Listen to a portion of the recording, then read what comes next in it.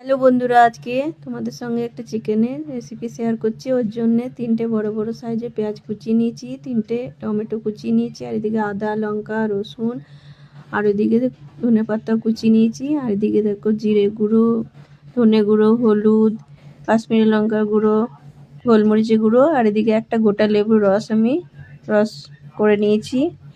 এদিকে আমি কড়াই তেল দিয়ে ওর মধ্যে তেজপাতা, 2টো তেজপাতা আর গোটা গরম মশলা দিয়েছি। ওগুলো ভাজা হয়ে গেলে আমি পেঁয়াজটা ভেজে নেব।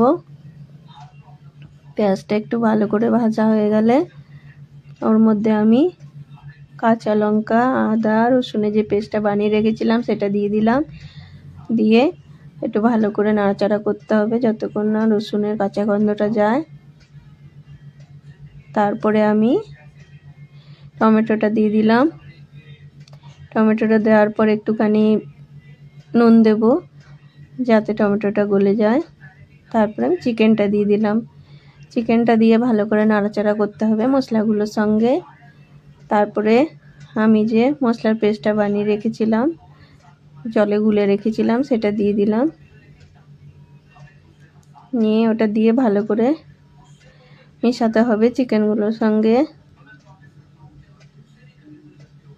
তারপরে আমি লেবুর রসটা দিয়ে দিলাম। দেখো, একবার বানিয়ে দেখো বন্ধুরা, খুব টেস্টি হয়। এর জন্যে তোমার ধনেপাতাটা একটু বেশি লাগে এই চিকেনটায়। তারপরে আমি ঢাকনা দিয়ে ঢেকে দেবো কিছুক্ষণ। তবে দেখো জল ছেড়ে দিয়েছে চিকেন থেকে, জলে জলে চিকেনটা সিদ্ধ হয়ে গেছে। তারপরে জলটা একটু টেনে গেলে আমি ধনেপাতাগুলো দিয়ে দিলাম। ধনেপাতাগুলো দিয়ে ভালো করে মিশিয়ে নিতে হবে চিকেনগুলোর সঙ্গে। কেমন হয়েছে?